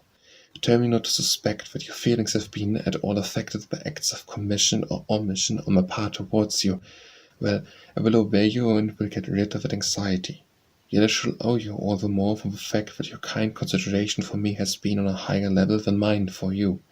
Please tell me in your letters whatever you see, whatever you make out, whatever is being done in my case, and exhort all your friends to help in promoting my recall. The bill of Cestius does not show sufficient regard for my dignity or sufficient caution for a proposed law or to mention me by name, and to pray see to it. Contain a carefully expressed clause about my property. To Atticus at Rome, Thessalonica, 4th September 58 BC, by Cicero. News of my brother Quintus of an invariable gloomy nature reached me from the 3rd of June up to the 29th of August. On that day, however, Divinius, a freedman of Lucius Regulus, came to me by the direction of Regulus himself. He announced that absolutely no notice whatever had been given of a prosecution, but that there had, nevertheless, been some talk about the son of C. Clodius. He also brought me a letter from my brother Quintus. But next day came the slaves of Cestius, who brought me a letter from you not so positive in regard to this alarm as the conversation of Divinius had been. I am rendered very anxious in the midst of my own endless distress, and the more so as Appius has a trial of a case. As to other circumstances mentioned in the same letter by you in connection with my hopes, I understand that things are going less well than other people represent them. However, since we are now far from the time at which the matter will be decided, I will go to your house or will still remain somewhere in this neighborhood. My brother writes me word that his interests are being supported by you more than by anyone else. Why should I urge you to do what you are already doing, or offer you things which you do not expect? I only pray that fortune may give us the opportunity of enjoying our mutual affection and security. I'm always very anxious to get your letters, which I beg you not to be afraid of your minutious boring me, or your plain speaking giving me pain. To Atticus at Rome, Thessalonica, 5th August 58 BC, by Cicero. As to my having written you word that I meant to go to Epirus, I changed my plan when I saw that my hope was vanishing and fading away, and did not remove from Thessalonica. I resolved to remain there until I heard from you on the subject mentioned in your last letter, namely, that there was going to be some motion made in the Senate on my case immediately after the elections, and that Pompey had told you so. Wherefore, as the elections are over and I have no letter from you, I shall consider it as though you have written to say that nothing has come of it. I shall not feel annoyed at having been buoyant up by a hope which did not keep me long in suspense. But the movement which you said in your letter that you foresaw is likely to be to my advantage. People arriving here tell me will not occur. My sole remaining hope is to the tribunes designate. If I wait to see how it turns out, you will have no reason to think of me as having been waiting to my own cause or the wishes of my friends. As to you constantly finding fault with me for being so overwhelmed by my misfortune, you ought to pardon me when you see that I have sustained a more crushing blow than anyone you have ever seen or heard of. As to your saying that you are told that my intellect is even affected by grief, that is not so. Intellect is quite sound. Or that it had been as much so in the hour of danger, when I found those to whom I thought my safety was the dearest object of their life most bitterly and unfeelingly hostile, who, when they saw that I had somewhat lost my balance from fear, left nothing undone which malice and treachery could suggest in giving me the final push to my utter ruin. And as I must go to Cisneus, where I shall get letters more rarely, I beg you to write me a word all the more carefully of everything you may think I ought to know. Be sure you are affectionate to my brother Quindus. If in all my misery I still leave him the rights undiminished, I shall not consider myself utterly ruined. To Atticus at Rome, Thessalonica and Dyrrachium, 27th November 58 BC, by Cicero. While my brother Quindus and Piso have given me a careful account of what has been done, yet I could have wished that your engagements had not hindered you from writing fully to me, as has been your custom, what was on foot and what you understood to be the facts. Up to the present Plancius keeps me here by his generous treatment, or I have several times already made an effort to go to Epirus. He has conceived the hope, which I do not share, that he may possibly quit the province together. He hopes that may redound greatly to his credit. But as soon as news shall come that soldiers are on their way hither, I shall have to insist on quitting him. As soon as I do that, I will at once send you word that you may know where I am. Lentulus, in his own peculiar zeal for my cause, which he manifests by action and promises and writings, gives me some hope of Pompey's friendly feelings. For you have often told me in your letters that the latter was wholly devoted to me. As to Metellus, my brother has written me word that by your agency as much has been accomplished as he had hoped. My dear Pomponius, find hard that I may be allowed to live with you in my own family, and write me everything that occurs. I have with sorrow and regret for all my dear ones, who have always been dearer to me than to myself. Take care of your health. Dyrrachium, 27th November. As if I went through Thessaly into Epirus, I should have been likely to be a very long time without any intelligence, as I have warm friends, and the people of Dyrrachium. I have come to them after writing the former part of this letter at Thessalonica. Turn my face from this town towards your house, I will let you know, and for your part I would have you write me everything with the utmost particularity, whatever its nature. I am now expecting some definite steps, or the abandonment of all hopes. To Atticus at Rome, Thessalonica, September 58 BC, by Cicero. Raised no little flutter my mind when you said in your letter that Varro had assured you as a friend that Pompey would certainly take up my case, that as soon as he had received a letter from Caesar, which he was expecting, he would even name someone to formally carry out the business. Was that all mere talk, or was the letter from Caesar hostile? Is there some ground for hope? You mentioned too that Pompey had also used the expression after the elections. Pray, as you can conceive the severity of the troubles by which I am prostrated, and as you must think it natural to your kindness to do so, inform me fully as to the whole state of my case. My brother Quindus, dear good fellow, who is so much attached to me, fills his letters with hopeful expressions, fearing, I suppose, my entirely losing heart. Whereas your letters vary in tone, for you won't have me either despair or cherish rash hopes. I beseech you to let me know everything as far as you can detect the truth. To Atticus at Rome, Thurium, 10th April 58 BC, by Cicero. Dyrrachium thanks you frequently and very warmly. That is a great comfort to me. I am the most miserable man alive, and being worn out with most poignant sorrow. I don't know what to write to you, for if you are at Rome, it is now too late for you to reach me, but if you are on the road, we shall discuss together all that needs to be discussed when you have overtaken me. All I ask you is to retain the same affection for me, since it was always myself you loved. For I am the same man. My enemies have taken what was mine. They have not taken myself. Take care of your health. From Thurium, 10th April. To Atticus at Rome, from the neighborhood of Thurium on the way to Brudisium, April 58 BC, by Cicero. I always thought that it was of great importance to me that you should be with me. But when I read the bill, then indeed I understood that there could be nothing more desirable for me, and that you should overtake me as soon as possible, in order that, if after quitting Italy I should have to travel through Epirus, I might avail myself of your protection and that of your friends, or if I had to adopt any other plans, I might come to some definite resolution in accordance with your opinion. Wherefore I beg you to do your best to overtake me promptly, which will be easier for you to do, since the law about the province of Macedonia has now been passed. I would urge you at greater length, were it not that a few facts speak for me. To Atticus at Rome, Tres Tabernae, 19th April 59 BC, by Cicero.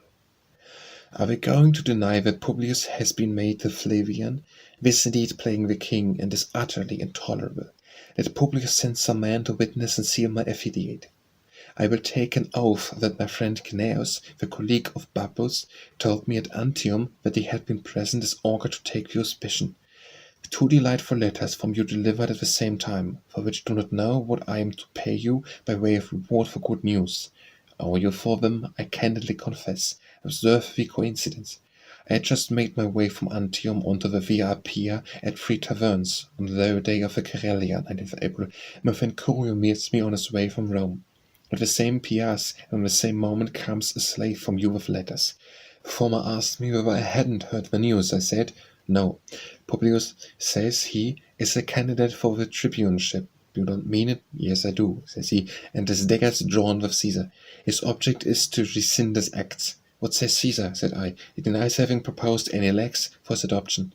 Then he put forth about his own hatred and that of Memmius and Metellus Nepos, embraced the youth and said goodbye to him, asking to your letters. I think for those who talk about a living voice, what a much clearer view I got of what was going on from your letters than from his talk. About the current rumors of the day, about the designs of Publius, about Lunus' trumpet calls, about Athenius who leads his roughs, about his letter to Cnaeus, about the conversation of Theophanes and Memmius.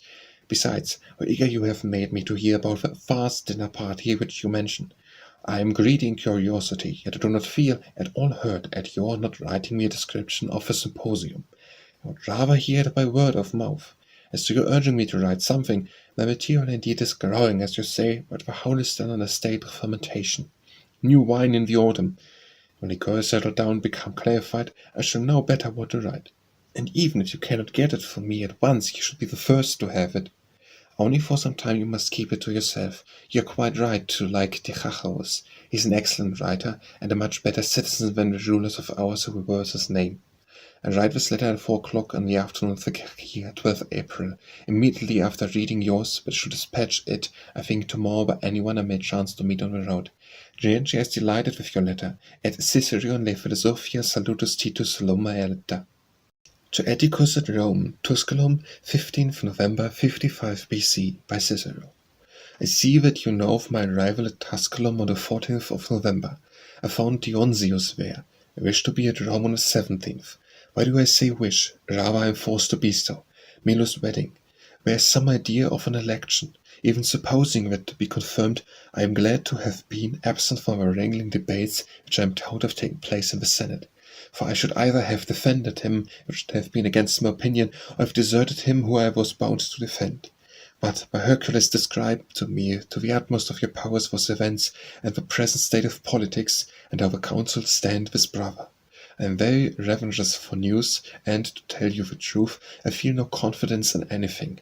Our friend Crassus, indeed, people say, started in his official robes with less dignity than in the old times did L. Paulus. At the same time of life as he is, and, like him, in a second consulship. What a sorry fellow! About my oratorical books I have been working hard. They have been long in hand and much received. You can get them copied. I again beg of you an outline sketch of the present situation, that I may not arrive in Rome quite a stranger. To Atticus at Rome, Tusculum, April 59 BC, by Cicero. I am exceedingly obliged to you for sending me Zephyrus' book, of which indeed, between you and me, I scarcely understood 1,000th part. I have ordered the money for it to be paid you at once, that you may not put it down to the cost of presentation copies. As I have mentioned the subject of money, I will beg you to try to come to a settlement with Tintius in any way you can. If he doesn't stand by his own proposal, what I should like best is that what he bought at too dear a rate should be returned, if it can be done with Pomponius' consent. If that too is impossible, let the money be paid rather than have any difficulty.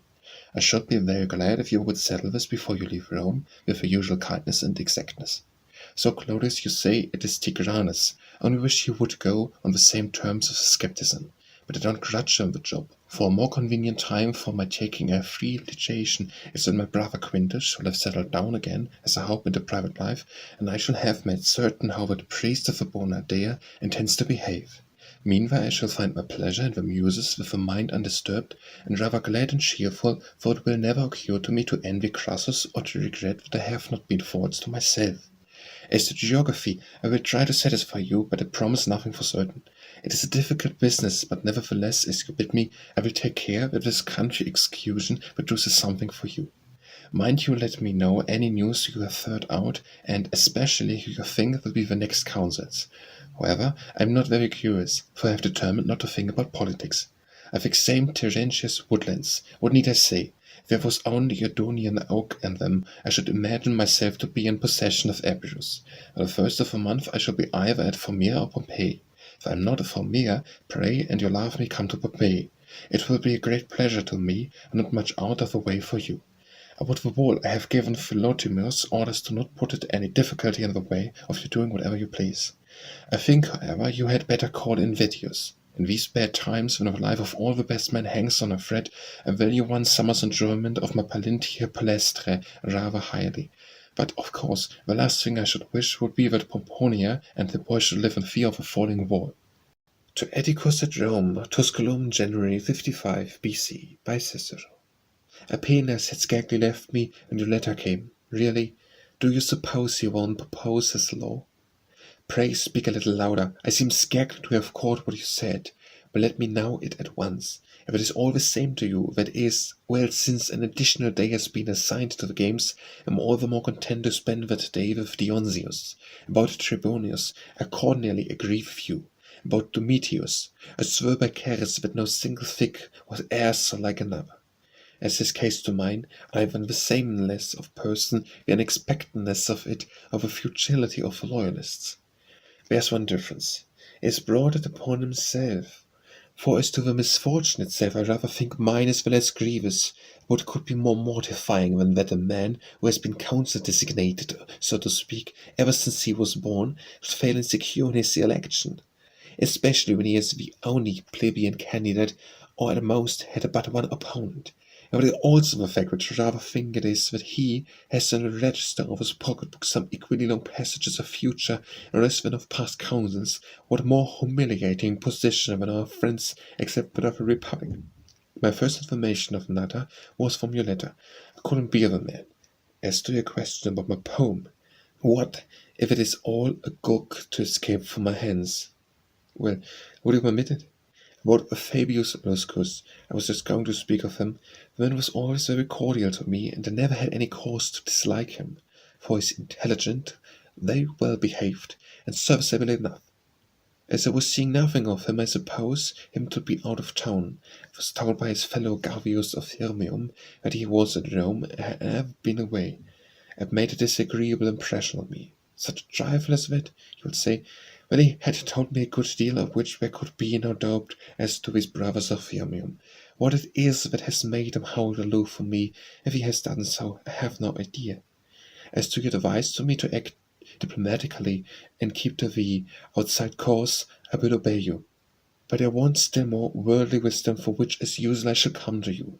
Pray smell things out for Fabius, if you can get at him, and pick the brains of your guests, and write me word on these points and all others every day. When there is nothing for you to write, write and say so. Take care of your health. To Atticus at Rome, Tusculum, June 17, by Cicero. You had only just left me yesterday when Trebonius arrived, and a little later Curtius, the latter merely intended to call, and he stayed on being pressed. We have Trebatius with us. Early this morning Dolabella arrived. We had much talk to a late hour in the day. I cannot exaggerate its cordial and affectionate tone. However, we came at last to the subject of Quintus. He told me many things beyond words, beyond expression, but it was one of such a kind that, had it not been notorious to the whole army, I should not have ventured. I don't say to dictate to Tiro, but even to write it with my own hand. But enough of that. Very opportunely, while I had Dolabella with me, Torquatus arrived. In the kindest manner, Dolabella repeated to him what I had been saying, for I had been just speaking with a very great earnestness in his cause, an earnestness which seemed to gratify Torquatus. and waiting to hear what news you have about Brutus, whether Nicias thinks that the matter is settled, and that the divorce does not find favour. All the more am I anxious for the same thing as you are. If any scandal has been caused, this step may put it right. I must go to Arpinum. From the first place, my small property where needs putting straight, and the second place, I fear, I may not be able to leave town when once Caesar has come, as to his arrival to Labella has the same opinion as you had founded on your letter from Messala. And I have got there and ascertained what amount of business there is to do, and will write and tell you the days of my return journey. To Atticus at Rome, Tusculum, June 20. I am not at all surprised either at your sorrow in regard to Marcellus or at your misgiving as to increased sources of danger, for who would have feared such a thing as this, a thing that had never happened before, and which nature seemed to forbid the possibility of happening, wherefore there is nothing that may not be feared. And this is an historical slip of yours. The last person I should have expected to make it that I am the sole remaining consular. Why, what do you think of Servius? However, this survival has of course no value of any sort especially to me, or think that the fate is no less happy than my own. What am I? What influence do I possess? Is it at home or abroad? Well, if it had not occurred to me to write my poor books, I shouldn't have known what to do with myself.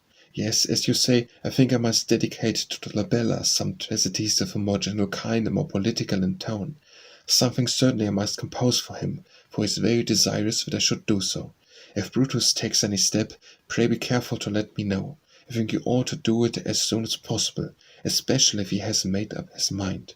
It will thereby either entirely stop, or at any rate mitigate, any little talk there may be about it. There are people who talk even to me, but he will settle these things best himself, especially if he also consults me. I intend starting on the 21st, for I have nothing to do here, nor by Hercules wherever or anywhere. Yet there, after all, there is something. Today I am expecting Spinthar, for Brutus has sent him to me. He writes to clear Caesar in regard to the death of Marcellus, on whom no suspicion would have fallen, even if his assassination had been the consequence of a plot. As it is, as there is no doubt whatever about Magius. Does not his madness account for the whole thing? I don't clearly understand what he means. Please explain wherefore. However, for myself my only doubt is as to the cause of Magius' mad fury. Marcellus had even got security for him. No doubt that this is the true explanation. He was insolent. I suppose he had asked some indulgence from Marcellus, who, as was his way, had answered him somewhat decidedly. To Atticus at Rome, Vibo, April 58 BC, by Cicero. I hope I may see the day when I shall thank you for having compelled me to remain alive. At present I have fully repented, but I beg you to come and see me at Vibo at once, to which town I have for several reasons directed my journey. But if you will only come there, I shall be able to consult you about my entire journey and exile. If you don't do so, I shall be surprised, but I feel sure you will. To Atticus, in Epirus, Dyrrachium, December 58 BC, by Cicero. After you left me, I received a letter from Rome, which I see clearly that I must rot away in the state of disfranchisement. For I can't believe, don't be offended at my saying so, that you would have left town at this juncture, if there had been the least hope left of my restoration. Pass over this. You may not seem to be ungrateful, and to wish everything to share my own ruin. All I ask of you is what you have faithfully promised. It will appear before the 1st of January, wherever I may be. To Atticus and Epirus, Dyrrachium, January 57 BC, by Cicero. I have received a letter from my brother Quintus, enclosing the decree of the Senate passed concerning me. My intention is to await the time for legislation, and, if the law is defeated, I shall avail myself of a resolution of the Senate and prefer to be deprived of my life rather than of my country. Make haste, I beg to come to me. To Atticus and Epirus, Rome, 1st January 61 BC, by Cicero. The Dyrrachium business hangs fire, and Cornelius has not called on Terentius since. I suppose I must have recourse to Considius, Axius, and Seleucus, whose nearest relations can't get a penny out of Caecilius, at under 12%. But to return to my first remark, I never saw anything more shameless, artful, and dilatory. On the point of sending my freedmen, I have commissioned Titius, excuses and delays at every turn. Perhaps it is a case of long propose, for Pompey's advanced couriers tell me that he means to move in the Senate that his successor to Antonius ought to be named, and the praetor intends to bring the proposal before the people at the same time. The facts are such that I cannot defend them in view of the opinion either of the aristocrats or the people, and, what is more than anything else, that I have no wish to do so. The thing was happened, and the truth of which I charge you to look thoroughly. I have a freedman, who is a worthless fellow enough. I mean Hilarius, an accountant and a client of your own. The interpreter Valerius gives me this information about him, and Filius writes me word that he has been told the same story. The fellow is with Antonius, and that Antonius, in exacting money payments, frequently remarks that a part is being collected for me, but I have sent a freedman to look after our common interests. I felt exceedingly disturbed, and yet could not believe it, but at any rate there has been some gossip of a sort. Pray look into the whole matter, learn the truth, find out the author, and get the empty-headed idiot out of the country if you possibly can. Valerius mentions C. Placius as the origin of his gossip. I trust you thoroughly to investigate and find out what is at the bottom of it. I have good reason to believe that Pompey is most kindly disposed to me. His divorce of Murcia is strongly approved. I suppose you have heard that P. Claudius, son of Appius, was caught in woman's clothes at Gaius Caesar's house, while the state function was going on, and that he was saved and got out by means of a maidservant, and that the affair is causing immense scandal. Feel sure you will be sorry for it. I have nothing else to tell you. And indeed, at the moment of writing, I am in considerable distress, for a delightful youth, my reader Sosthenes, has just died, and his death has affected me more than that of a slave should. I think, do, pray, write often. If you have not news, write just what comes uppermost. To Atticus in Epirus, Rome, 15 March 61 BC, by Cicero. You have heard that my dearest brother Quintus has got Asia, for do not doubt that rumor has conveyed the news to you quicker than a letter from any of us. Now then, considering how desirous of a good reputation he and I have ever been, and how unusually Philhellensia we are, and have a reputation of being, and considering how many there whose enmity we have incurred for the sake of a republic, call to mind all your valor, to secure us the praise and affection of all concerned. I write at great length to you on these points in the letter which I shall give to Quintus himself. Please let me know what you have done about the business I confided to you, also in your own affair. I have had no letter from you since you left Brudisium. I am very anxious to hear how you are. To Atticus in Epirus, Rome, July 59 BC, by Cicero. I have done everything I could for Anicatus, as I understood was your wish. Mentius, in accordance with your earnestly expressed letter, I have adopted as a friend. Xelius I look after diligently and always possible. Thou does all I could expect from me. Pompey loves me and regards me as a dear friend. Do you believe it? You will say, I do. He quite convinces me. But seeing that men of the world in all histories, precepts, and even verses are forever bidding one be on one's guard and forbidding belief, I carry out the former, to be on my guard, the latter, to disbelieve, I cannot carry out. Claudius is still threatening me with danger. Pompey asserts that there is no danger, he swears it. Even adds that he will himself be murdered by him sooner than I injured. The negotiation is going on. As soon as anything is settled, I will write you word. If I have to fight, I will summon you to share in the work. I will rout you out of your alma fear. About politics I will write briefly, for I am not afraid lest the paper should betray me. Accordingly, in future, if I have anything more to write to you, should clothe it in covert language. At the present, the state is dying of a novel disorder, for although everybody disapproves of what has been done, complains and is indignant about it, and though there is absolutely no difference of opinion on the subject, people now speak openly and groan aloud, yet no remedy is applied.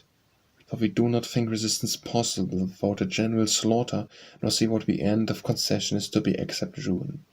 Bibulus is exalted to the skies as far as admiration and affection go. His edicts and speeches are copied out and read. He has reached his summit of glory in a novel way. There is now nothing so popular as the dislike of a popular party. I have my fears as to how this will end. If I ever see my way clearly in anything, I will write to you more explicitly.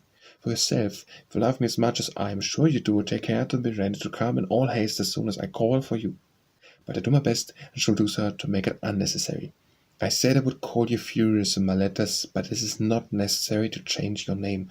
I call myself Lelius and you Atticus, but I will use neither my own handwriting nor seal if a letter happens to be such as I should not wish to fall into the hands of a stranger. Theodorus is dead, He has left me perhaps 1,000 sestertia. Bibulus has postponed the elections to the 18th of October in an edict expressed in the vein of Acholos. I've received the books from Vibius. He is a miserable poet, and yet he is not without some knowledge, nor wholly useless. I'm going to copy the book out and send it back. To Atticus and Epirus, Rome, July of August, 59 BC, by Cicero. I don't think you have ever before read a letter of mine not written by my own hand.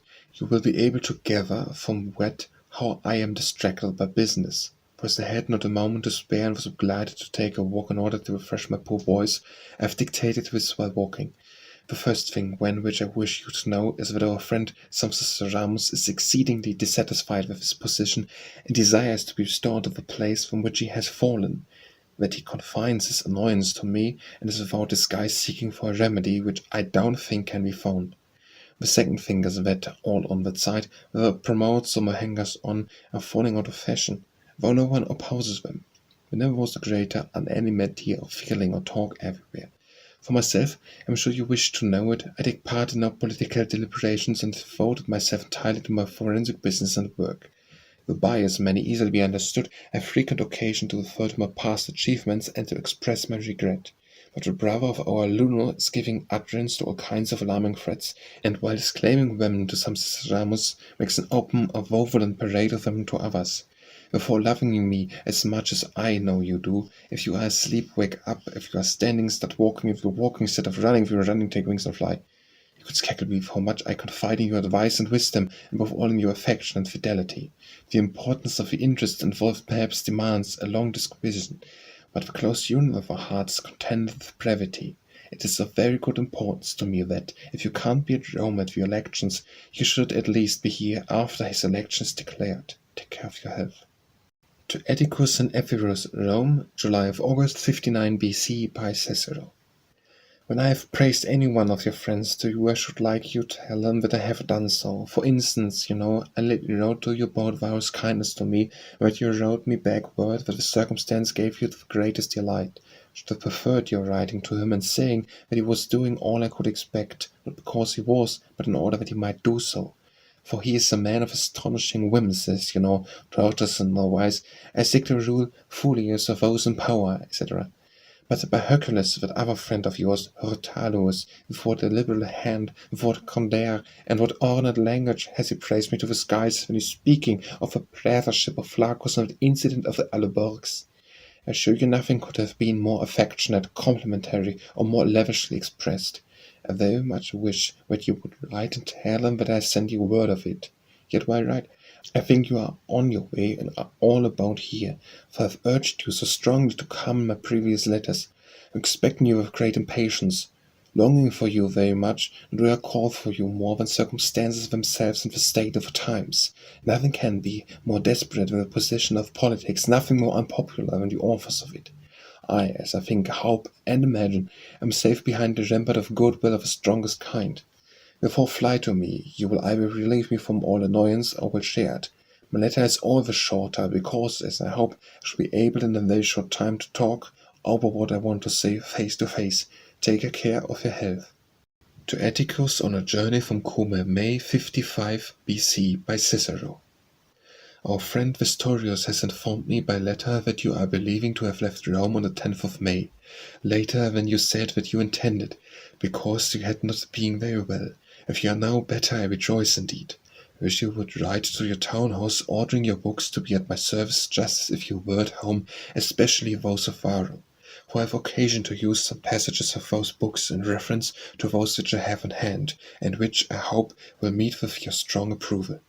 Pray, if by chance you have any news, principally from my brother Quintus, next from Caesar, and finally anything about the elections or about politics, for you have an excellent nose for such things, write and tell me about them.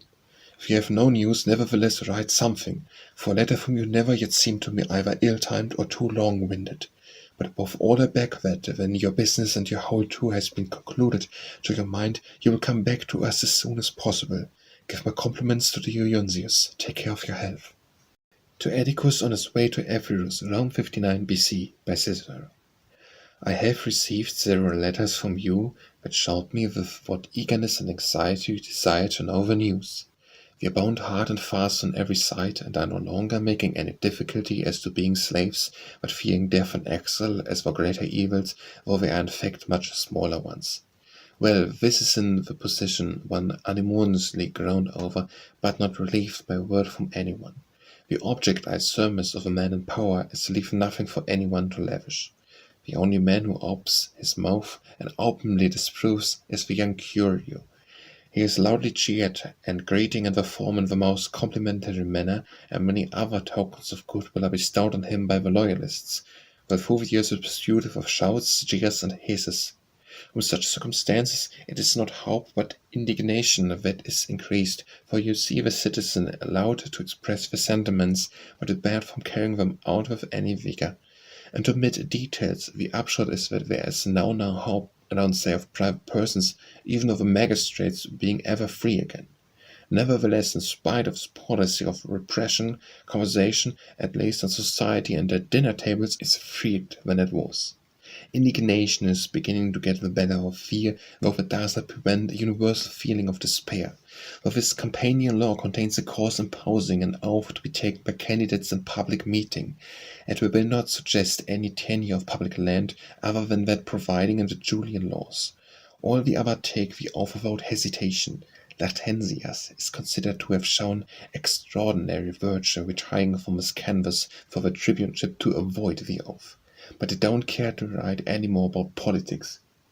I am dissatisfied with myself and cannot write without the greatest pain of my own position with some dignity, considering the general repression, but considering my achievements in the past with less courage than I should like.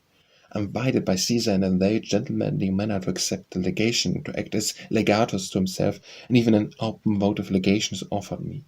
But the latter does not give sufficient security, since it depends too much on the scrupulousness of Pulcherus, and removes the justice when my brother is returning. The former offers better security, and does not prevent my returning when I please. I am retaining the letter, but do not think I shall use it. However, nobody knows about it. I don't like running away. I am itching to fight. There's great warmth of feeling for me. I don't say anything positive. You will please not to mention it. I am in fact very anxious about the manumission of statues and some other things, but I have become hardened by this time. I could wish, or rather ardently desire, that you were here. When I should not want advice or consolation, anyhow, be ready to apply however directly call for you. To Atticus on his way to Rome, from Rome, November 54 BC, by Cicero. At last the long-expected letter from you. Back to Italy, how delightful!